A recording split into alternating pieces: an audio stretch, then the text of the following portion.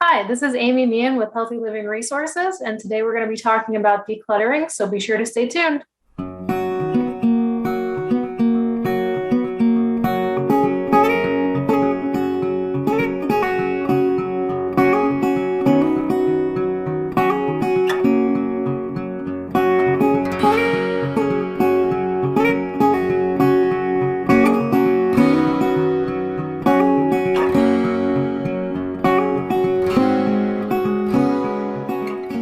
Hi, and welcome to another episode of Healthy Living Resources. I'm Amy Meehan, the Healthy People Program Specialist with OSU Extension Family and Consumer Sciences, and we're here today to talk about decluttering, and we have a couple special guests with us. We have Roseanne and Patrice from across the state who will be sharing a bunch of tips and tricks around decluttering.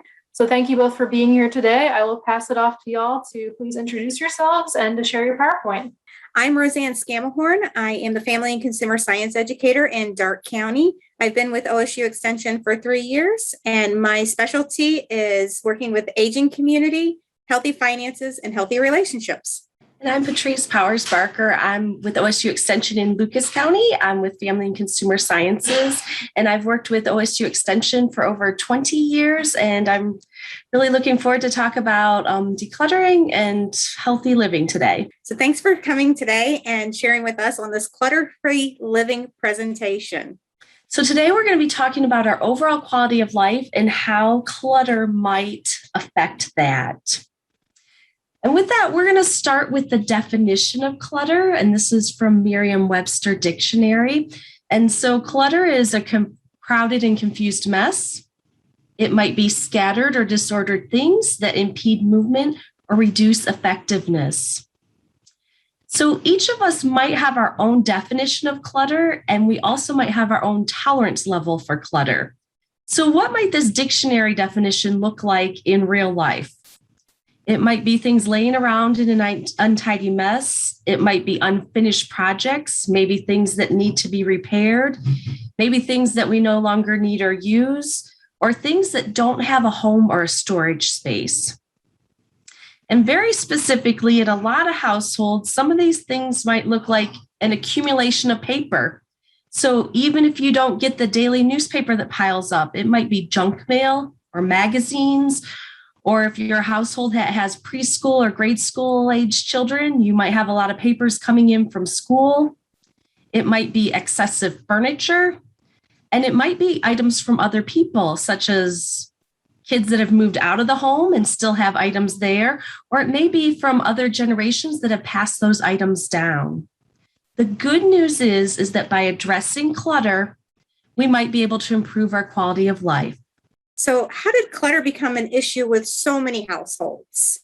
So looking at different generations, as the baby boomer generation entered into retirement, many of them were looking to pass along their valuables that they saved for their children or their grandchildren. So Generation X and millennials, though, they either have enough stuff on their own or they're more inclined to just live more simply. Thus, they're just not interested in those belongings, adding to their already collected items. Since the 1950s, the average home size has doubled and the family size has decreased. So to give you an idea of what that looks like, in the 1950s, the average new home was less than 1,000 square feet. It was 983 square feet. In 2010, a new home was typically 2,392 feet. That is almost 2.5 times larger living space than what it was in 1950. And then also in 1950, it was roughly about 300 square feet per person living in that household. So, roughly, 1,000 square feet, 3 people, 300 square feet. There's more square feet per person of living space than the average size household in 1950. Add into that, there's just so many other factors that play into why individuals and families are overwhelmed with clutter. Think of things like, now we have internet shopping and supercenter store shopping, and there's just this overwhelming amount of options that have led to this major issue. So think about in 1900s, the general store had about 1,000 items. Today's superstore, not counting the internet, has over 130,000 items. And then we look at Amazon, and that sells over 12 million, that's with an M, million products on their website. So there's just so much more access. And then this is a great statistic that I just really love to share, is that the US has 3.1% of the world's population of the children. So children, we in the United States have 3.1% of that overall global population of little kids. But we consume as Americans 40% of the world's toys. That is an abundance of items in our household. So why does this matter? When we talk about this abundance of items and the clutter, it can cause negative effects on us, such as causing more stress, can be a distraction around you. It might be a social embarrassment, such as people are like, oh, I can't have anyone over, just the way I feel like my space looks. It might be a conflict between household members, whether it's roommates or family members sharing that same space and the items that are there. In addition to that stress, it can waste time. So searching for an item or having to go and shop and replace something you already have but cannot find can be a waste of time. With that stress and time, usually time and money go hand in hand. So that extra clutter can also waste money. So with that, if people have duplicate items and they replace them, buying more than one. Also, we know that storage costs, people rent places to store their items. And that financial and emotional investment we have about the things and the clutters around us can cause extra stress. So the statistic I'd like to share, Roseanne, is about how much money that we spend on storage costs. Storage costs, 1 out of 11 people in the US rent self-storage space. And so every year it's estimated that roughly $19 billion are spent on storage space. A couple other examples are that 23% of Americans pay their bills late and incur extra costs because they weren't able to find their bills and pay it on time. And one last statistic is that misplaced gift cards that never get redeemed waste money also. And it's estimated it's over $1 billion a year. So not only wasting money, certainly too much clutter can kind of clog up that physical space and could cause accidental falls and trip hazards, especially if there's items around the floor that shouldn't be stored there. In addition, there's a concern about indoor air quality. So with too much clutter that never gets changed or moved or cleaned, there's the concern about dust. If it's in a damp area, there could be mold behind it that we don't even recognize. If it is in a home or a space that someone smokes cigarettes, all of that furnishings and clutter will have that yellow tinge and a smell, which could be especially harmful to the young and the elderly and those who live with asthma. In addition, that's going to diminish the value of any of those items. So there are a lot of different challenges that clutter can cause for us. So we'll kind of talk about what steps can we take to address that. From what we said, are you ready to say goodbye to the clutter around your home or your office? Whether you answered yes, no, or I'm not really sure yet, we're going to take a look at a few things to help you kind of walk through the process of clearing out that extra clutter. So the first one is you need to decide for your space. You need to make the following decisions. Most items that you will find in your area will fall into one of these categories: to either keep it, to share it, to discard it, to sell it, return it. And then, of course, there's just some of those ones where you're like, I'm not really sure about right now. And we just put those in the uncertain pile. But you want to make sure you keep your uncertain pile in check. That is not everything's going into the uncertain pile. First, let's start out with the share, discard, sell, and return, because those are going to be the easiest ones for the moment. So when you decide that you want to share something, first of all, think of family members who may be interested in that item. Is it something that you could pass on now versus waiting until, later in life to get rid of it? What may a friend appreciate, or maybe your neighbor needs it? So if you've got extra things laying around the house, think about maybe they could utilize it so that way you just don't have extras laying around. And then I love this one. Could a charity use it? So for example, if you've got a surplus of school supplies, maybe a school, your local school, daycare, childcare place could use those things. If you have like extra blankets or bath towels or pillows that, you don't really want to keep for yourself, but they still got some wear in them, maybe the animals at your local humane society or shelter could really use those. Things that are kind of like crafty, like craft books, magazines, puzzles, note cards, things of that nature. Possibly think about handing those over to a local nursing home. And then, of course, if you have extra maternity clothes or baby items, a crisis pregnancy center is always in need of help. So those might be great places where you can decide to share those items. Now, if you decide to discard, if you wouldn't use it because the item is stained or broken, it's missing pieces, or it's really, really out of date, it's probably just time to let those things go. So go ahead and discard those items. But before you just throw it in the garbage pile, ask yourself 2 questions. Can it be recycled? So is it made of glass, metal, paper, or plastic? If it's any recyclable material, make sure that you distribute those to a recycling center in your neighborhood. Or if you have trash pickup with a recycling bin, make sure you take advantage of those recyclable items. The other question you can ask yourself is, could it be upcycled? So upcycling is a newer trend. So if you know somebody who is more on the arts and crafts level, who loves to upcycle materials, maybe you donate and discard it over into their pile of things so that it can be revitalized and repurposed. The next thing to look at is, does this item that I no longer need have a sellable value? So if it does, maybe you consider doing a garage sale or yard sale, a rummage sale within your neighborhood to sell off those extra items and get a little cash in your pocket. You can also think about things that are a little less time intensive. So you've got tons of social media sites. You can post an ad in a high traffic area where it'll get lots of visibility. And then you might also consider a consignment store where you donate it to the consignment store and then they pay you a portion of what it actually sold for. And then you are hands-free and don't have to worry about it. But again, you get a little change in your pocket. And then you can also return it. So I guarantee you, somewhere in one of these piles of stuff, you've got something that you have borrowed from somebody or maybe from the library or something where it can be returned back to its original owner. So, did somebody accidentally leave their casserole dish at your house at the last potluck or at Thanksgiving?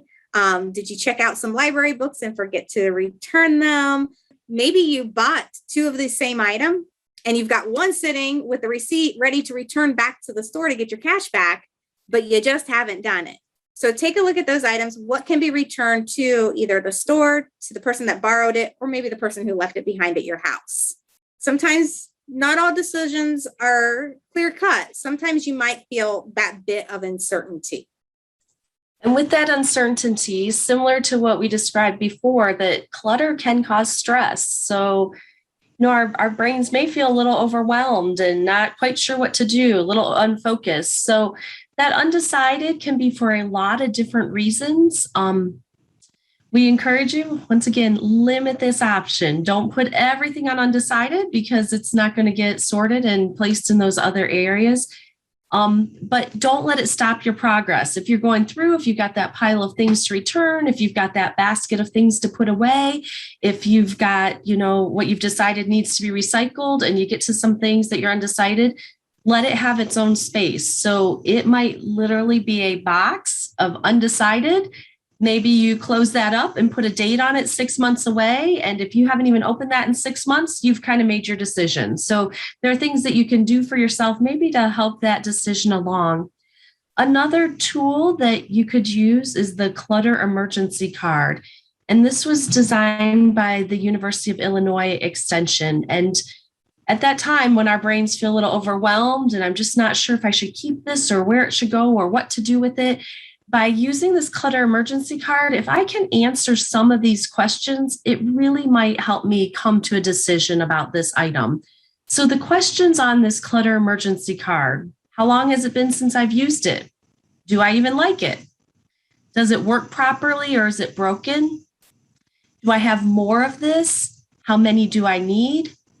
If I keep this, what will I get rid of to make room for it? And if it's information such as like paperwork, can I locate this information somewhere else if I need it? So if I'm able to answer some of those questions about that undecided item, it might help me make that decision of where it needs to go. So how can you keep organized? You've gone through all of the effort to go through all these items. Now it's time to keep it organized. So the first thing, for the items that you're going to keep, find a home for it near where it's actually utilized. So if this is a pair of scissors, maybe it's in the craft room, maybe it's in the kitchen cabinet, wherever you're going to use that item the most often. If it's an extra, display it or keep it with a purpose. So for example, keeping duplicates at different spots in the house, like throw blankets and phone chargers. We need them in almost every single room of our house. So, have a specific place in each room where those things are going to be designated to live in that space. And then if it needs repair, make a plan to complete that repair or just get rid of it. I can speak from personal experience that I have got several things that I swear that I'm going to take to my mechanic and have repurposed and fixed. They're still there and I've moved them twice. And then a home for every item again. Look for related items and gather them together. So for example, like in your kids' room, put your kids' clothing in one specific area. You can even get a little bit more detailed and divide it into like, here's your shirts and tops, here's sweaters, pants, socks, and organize them within that clothing category. You can also do this with toys, school papers, books within your kids' room. Now, with paper categories, this might include things like coupons for foods or household products. Sometimes, you pick up a business card, a ticket for an upcoming event, or, you're traveling someplace. And then, of course, like Patrice had mentioned early, those unpaid bills or financial statements. You want to make sure that you keep them where you're going to be utilizing them the most and where they're going to be handy and where you're going to remember that they are. And then on a quarterly or annual basis, make sure you go through and you shred those documents with that personal information on it and just keep your most recent information. So that way you don't have a lot of that paperwork just hanging around the house. Share or dispose of unneeded or duplicated items. So if your children have outgrown toys or clothing, just either box or bag those up to donate, or if you have smaller children, store those until your younger child is ready for those items and transitions into that phase of life. Choose containers, locations for each of the items groups. So paper items generally belong in a file, an envelope, or a notebook. So a good file folder or a 3-ring binder works really well for your financial statements and other type of documents that are generally that paper size, that 8.5 by 11 inches. A pocket folder or an envelope will work better for those collection of odd and end things like your store coupons, those business cards, things of that nature. In your kids' room, bulky items such as stuffed animals, you can store those in those cargo nets that you can hang from the ceiling, or open shelves, or any other large container will work. If your child has a lot of books or you have a lot of books, shelves are the best way to store books without damaging, and they gives you really ease of access and you can see plainly what you have. So choose a home for each container. So an envelope with fast food coupons, probably either kept in your purse or maybe in the glove compartment of your car. A file folder containing unpaid bills probably should be close to where you keep your envelopes, your stamps, or next to your computer if you utilize online bill pay. And then containers that your younger children need to reach for themselves, put those at their eye level so that way they can easily get in and out to grab their clothing and toys or homework or whatever it needs to be. So we have a few tips for your success. We've talked about how clutter can be have disadvantages to it. Some things we can do to kind of corral that and get it under control. But with that, just a few reminders to you as you work through this and whatever your space and your needs are. That first one is respect your time. So the clutter didn't all arrive overnight. We're probably not going to get rid of it all overnight. Be realistic about how much time it might take and when the best time is to work on it. You may not do it all at once. With that, we'll talk in a moment about choosing one space or thing, but respecting your time that you may not go the whole entire weekend trying to declutter. Go ahead and set a time limit for yourself. Maybe it's just 20 minutes in one space or in one type of item. Don't leave that room, distract yourself, just kind of stick with it, especially if you're going to give yourself that time limit. Secondly, choose one space or thing to work on. So this too, we aren't going to work, for a whole week straight, but maybe one space, maybe it literally is that junk drawer, that one drawer, and you're going to work on that and make those decisions about what's in that one drawer. Maybe it's a little larger, like one closet. But choosing that one space kind of keeps it realistic that you can feel successful at that. It's not going to take all day long. Maybe it's one thing. So we've mentioned, maybe it's a hobby. Maybe it's going through that and seeing what you might have duplicates of. Maybe it's that thing. It's not the entire kitchen, but it's kind of your cooking space and things you might use in the kitchen. And with that, being very realistic about what is it? What are your needs? What do you need to clear out? How long is that going to take you? If there are items that are broken, be realistic if you are going to be able to repair them, and just kind of being honest with yourself about whether it's something you need to keep or discard or share and pass on. Another tip is to invite a buddy to be kind of part of your support system to help with this. So it might be a relative, it might be a friend, it might be with someone who shares that same living space with you, but having that buddy who will kind of help with accountability, help with that timing, help you make those decisions, particularly maybe it's some of those undecided items. Having that friend who can be honest with you as you hold up that item and they ask you, are you really going to use that anymore? Also, have your tools ready. So just like any project we might be working on, kind of get your toolbox together. And it might be items like an empty laundry basket. So if I'm working in that one room, in that one space, and it's something that needs to be returned to another part of the house, I can put those things in the laundry basket and not leave that room and distract myself. It might be trash bags for the trash, or maybe I know I'm going to be bagging up some of those towels and old blankets to be delivering and donating somewhere. So I've got that clean trash bag ready, and maybe it's that permanent marker to mark on there where that bag is going to be donated to. A few other tools that you might think about using is that clutter emergency card. So if you get to that point of overwhelmed, you can read through that list. If you're going through piles of old paperwork that might have personal information, your tool might be that paper shredder or a pair of scissors that you're cutting out that personal information. And then with that too, you might want to put some music on or a favorite podcast. And the last point on here, this tips for success, notice your emotions and your energy level. Sometimes our clutter are things that we've had for a long time. Sometimes they might have sentimental value. So just kind of tune into that, your emotions and energy level, and kind of be respectful of that. And especially when you're kind of at that higher energy level, going through, making those decisions and being able to clear out some of the clutter. So looking at how to maintain that space. Again, a place for everything and everything in its place. If you know where something belongs or you want it to live, give it its space. That way you know, one, if it's not there anymore, that it needs to go back there. Create just really good patterns of maintenance. So this might be when you get up in the morning, you always make your bed right away versus leaving all those throw pillows all over the floor. Maybe it's wash your dishes before you go to bed at night, whether that's loading them in the dishwasher and hitting start and going to bed, or physically washing them, drying them, and putting them away in the cupboard. So when you wake up to a clean kitchen. Another really good one is to sort your mail. Dispose of the junk mail right away. Don't leave it out on the countertop, and put bills again in that special file folder or location that's going to remind you to make sure that that bill gets paid on time. And then you can also do things like chore charts. So if you've got little ones at home, chore charts work really, really well, where they can go over there and put a little star or a check mark to mark off what they've been able to accomplish that day.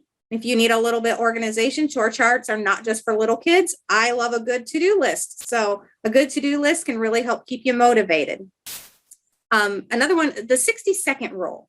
If it takes you no longer than 60 seconds to put something away, just go do it.